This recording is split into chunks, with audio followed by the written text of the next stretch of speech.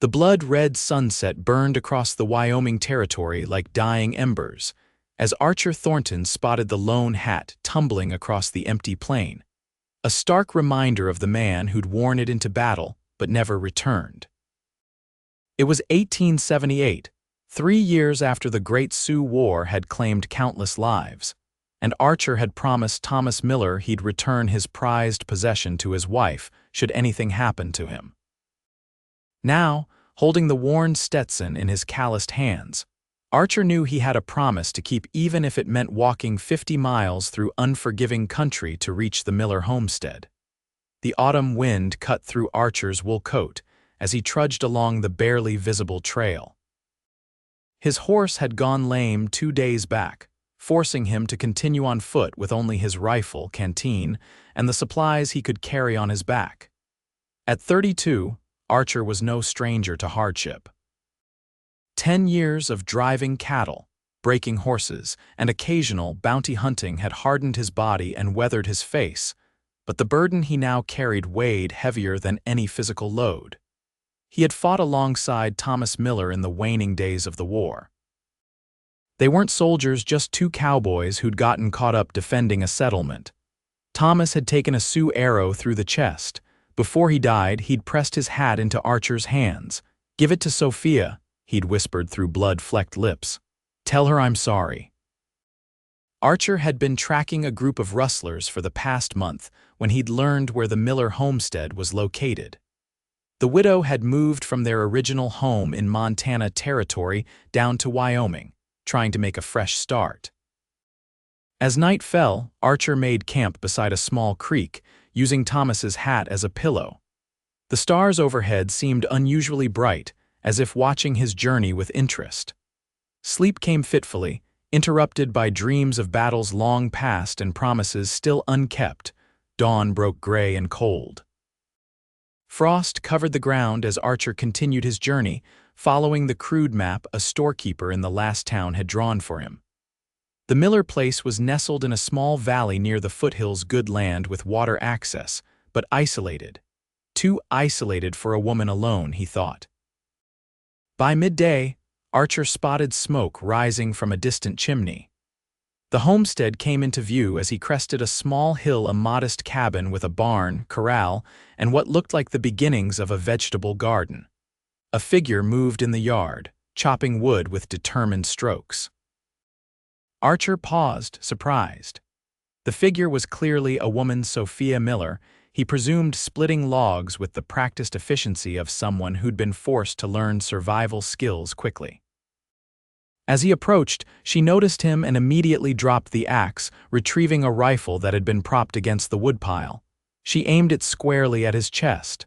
"That's far enough, stranger," she called, her voice firm despite the slight tremor in it. "State your business."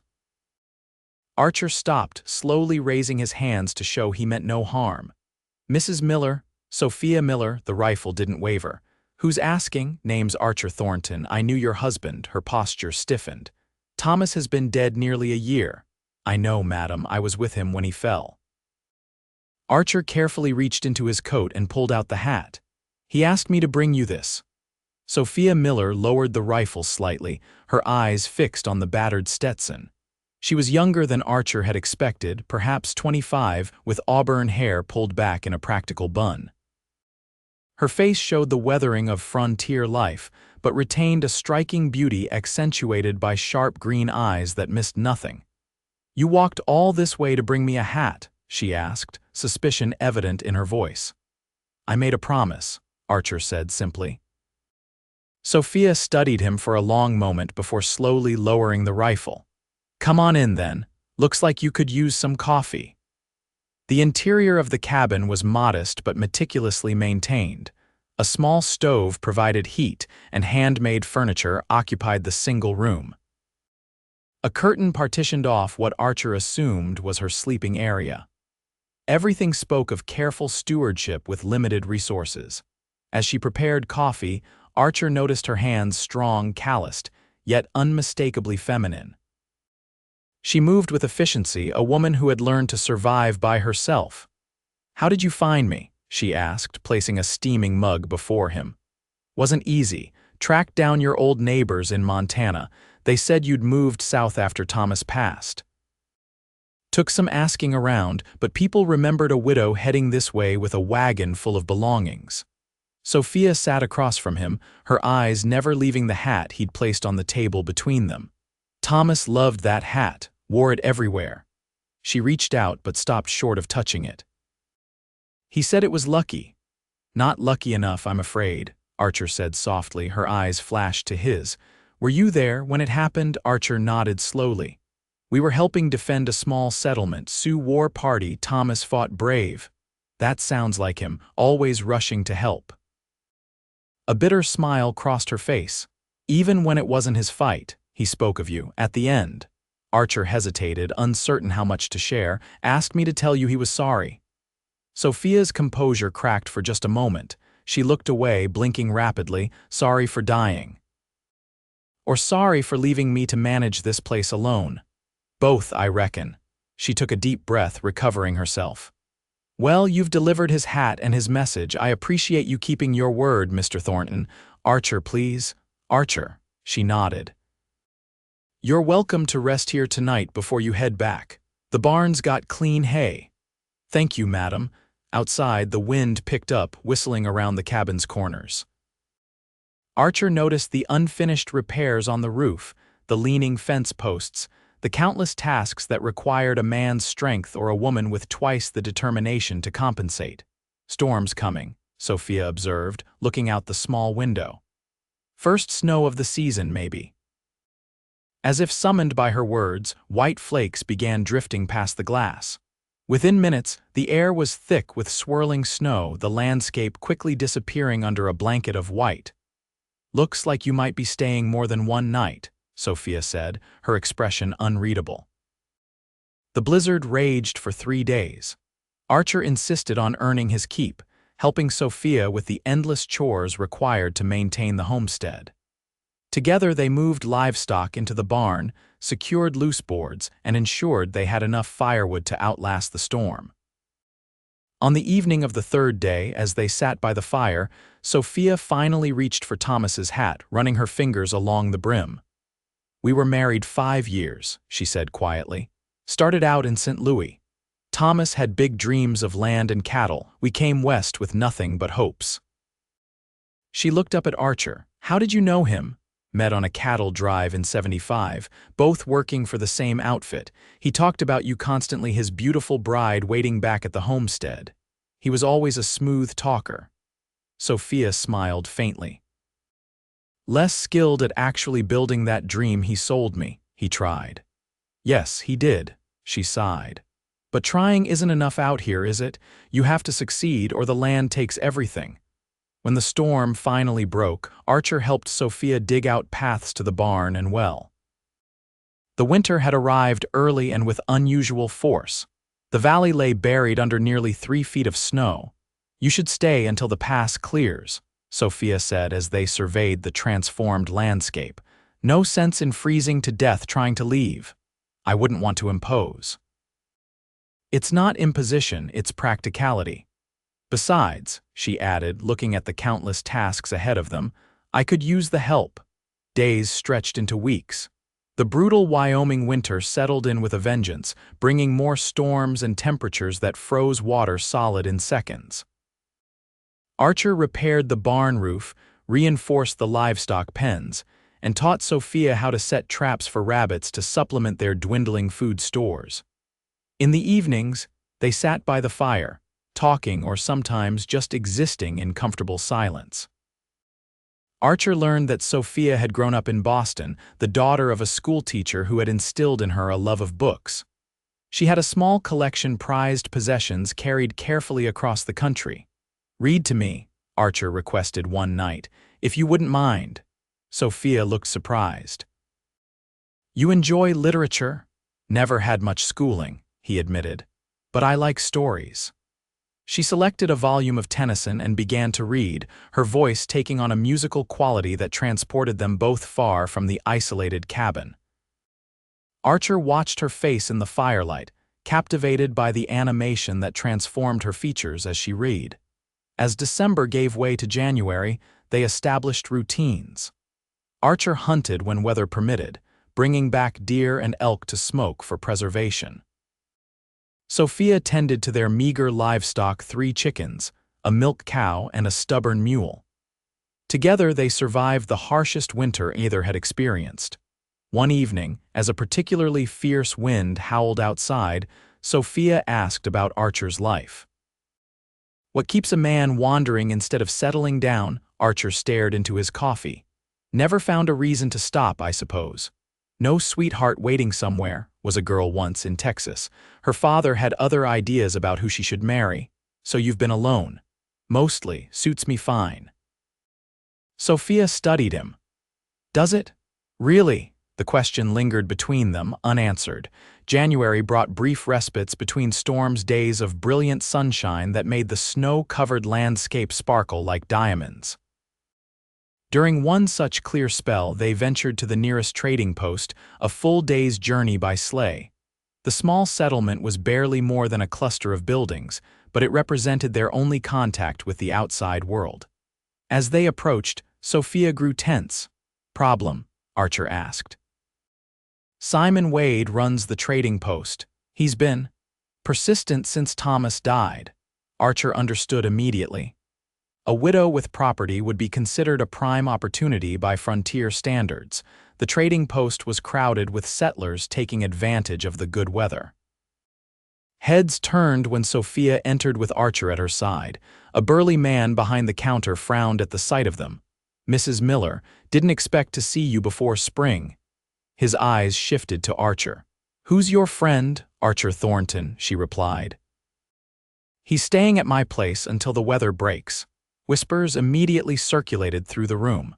Sophia lifted her chin, ignoring them as she handed Simon a list of supplies they needed. As Simon filled their order, a well-dressed man approached. "Mrs. Miller, good to see you. I was concerned about you out there alone." "I'm managing fine, Mr. Peterson." Sophia's tone was polite but distant. "So I see." Peterson eyed Archer with obvious disapproval. "The bank's offer on your property still stands. Might be wise to consider it before spring planting." Sophia tensed. "My answer hasn't changed. The land is not for sale." After completing their business and loading the sleigh, they started the journey back. Sophia remained silent until they were well away from the settlement. "They're trying to force me out," she finally said. "Peterson represents the cattle company that wants my water rights. They've been pressuring me since Thomas died." "Is that why you have the rifle ready when strangers approach?" She nodded. "They've sent men before, not to hurt me, just to scare me, make me feel I can't manage alone." "And can you manage alone?" Sophia looked across the snowy expanse toward her distant homestead. "I have to." February brought a devastating setback. During a bitter cold snap, the barn caught fire from a lantern knocked over during morning chores. Archer and Sophia worked desperately to save the animals and what feed they could, but by the time they extinguished the blaze, half the structure stood in charred ruins. Sophia sat in the snow, face smudged with soot, staring at the smoking remains. "It's too much," she whispered. "Maybe they're right. Maybe I can't do this." Archer knelt beside her. "We'll rebuild." "With what?" "The nearest sawmill is 40 miles away. I don't have money for lumber." "There's timber on your north ridge. We can cut it ourselves." She looked at him, noticing his use of "we" but not commenting on it. "That would take weeks." "Then we better get started," he said, offering his hand to help her up. Working from sunrise to sunset, they felled trees, stripped bark, and hauled logs down to the homestead. Archer taught Sophia to use an adze to shape the rough timber. Their hands bled and muscles screamed with exhaustion, but day by day, the barn began to rise again. During these long workdays, something shifted between them. Conversation flowed more easily. Occasionally, their hands would brush, lingering a moment too long to be accidental. One evening, exhausted from labor, Sophia stumbled. Archer caught her, his arms circling her waist.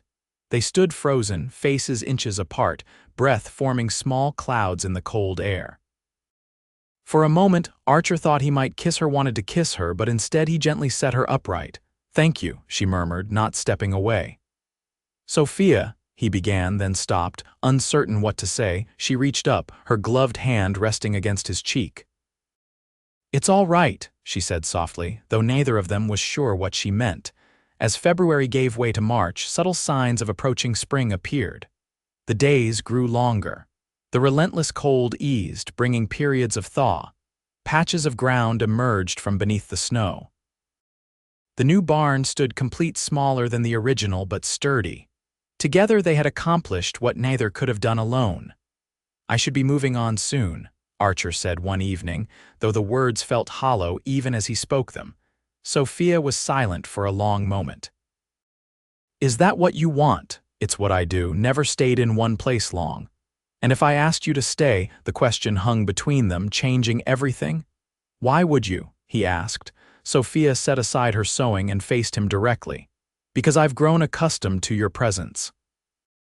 "Because this place works better with you in it." She took a breath. "Because I think you feel something for me as I do for you." Archer stared into the fire. "Thomas was my friend and my husband, but he's been gone over a year, Archer. Am I supposed to be alone forever?" "No, but I loved him," she continued.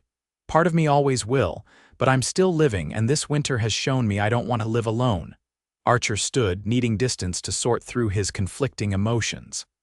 "I'm not a settler, Sophia, never farmed a day in my life before coming here." "You're a quick study," she smiled faintly.